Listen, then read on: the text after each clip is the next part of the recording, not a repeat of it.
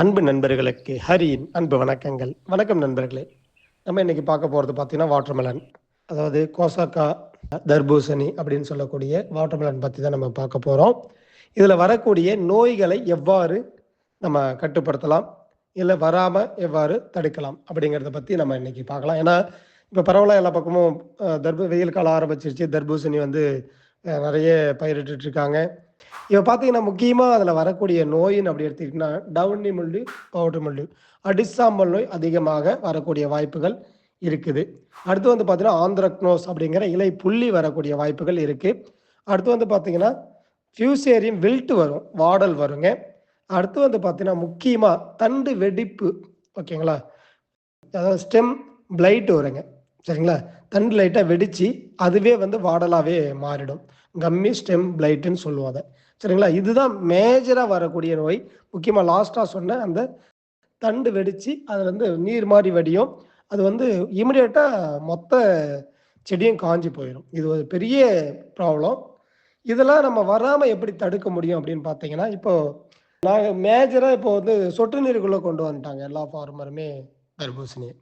அப்போது பெட்டு அமைக்கும் போதே நம்மளோட ஃபைட்டோசில் ஏக்கருக்கு 2 மூட்டை வீதம், கூட ஹியூமேக் 2 கிலோ, முடிஞ்சால் வேம் வந்துட்டு ஒரு வேம் ரூட் 200 கிராமை சேர்த்து நீங்கள் பெட்லேயே கூட போட்டு செடியை வந்து நடவு பண்ணலாம்.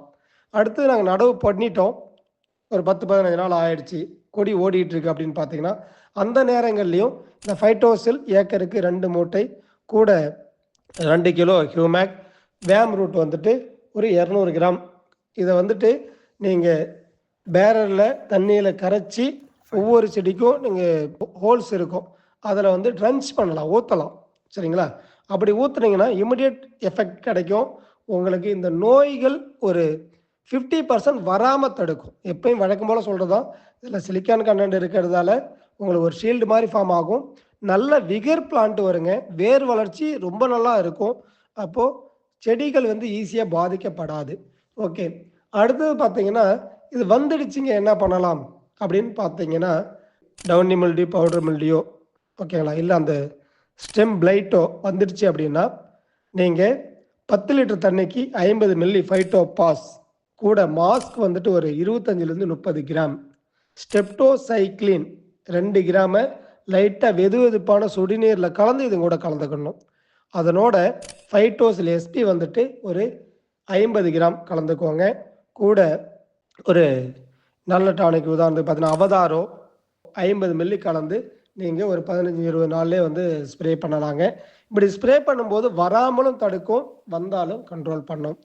நிறைய இடத்த வருதுங்க, என்ன பண்ணலாம் அப்படின்னு பார்த்தீங்கன்னா, அந்த வந்த செடிகளுக்கு இந்த ஃபைட்டோபாஸ் மாஸ் அவதார் கலந்த தண்ணியை வந்துட்டு ஒரு செடிக்கு ஒரு 100 மில்லியோ 1/4 லிட்டரோ ஊற்றி ட்ரென்ச்சிங் பண்ணிங்கன்னா, அந்த செடிக்கும் பக்கத்தில் இருக்கிற செடிக்கும் ட்ரென்ச்சிங் பண்ணிங்கன்னா அந்த தண்டு வெடித்து அந்த நீர் மாதிரி வடியுது இல்லையா, வாடல் வருது, அப்படியே ஃபியூசேரியம் வில்ட்டு இருந்தாலும் சரி, இதை ஈஸியாக கண்ட்ரோல் பண்ணிட முடியும் நண்பர்களே. அடுத்து வந்து பார்த்தீங்கன்னா, இப்போ பக்கத்து வயலில் வந்துருச்சிங்க, எனக்கு வருமா, மேபி வரலாம்.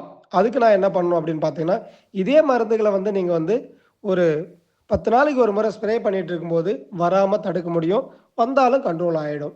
ஓகே, இதில் வந்து பார்த்தீங்கன்னா அடுத்தது பிஞ்சு உதிருதுங்க, என்ன பண்ணுறது, நிறைய பிஞ்சு உதிருது. இந்த நோய் வந்ததுனாலே உங்களுக்கு பூக்களோ பிஞ்சுகளோ நிற்காது, கொட்ட ஆரம்பிச்சிடும். இப்போ அந்த நேரங்களில் என்ன பண்ணலாம் அப்படின்னு பார்த்தீங்கன்னா, இதே ஃபைட்டோபாஸ் மாஸ்க்கு கூட எஸ்பி பவுடர், அதாவது ஃபைட்டோசில் எஸ்பி கூட நீங்கள் சப்ளிமெண்ட் 50 மில்லியோ இல்லை 25 மில்லியோ கலந்து நீங்கள் வந்து ஸ்ப்ரேயிங் கொடுக்கலாம்.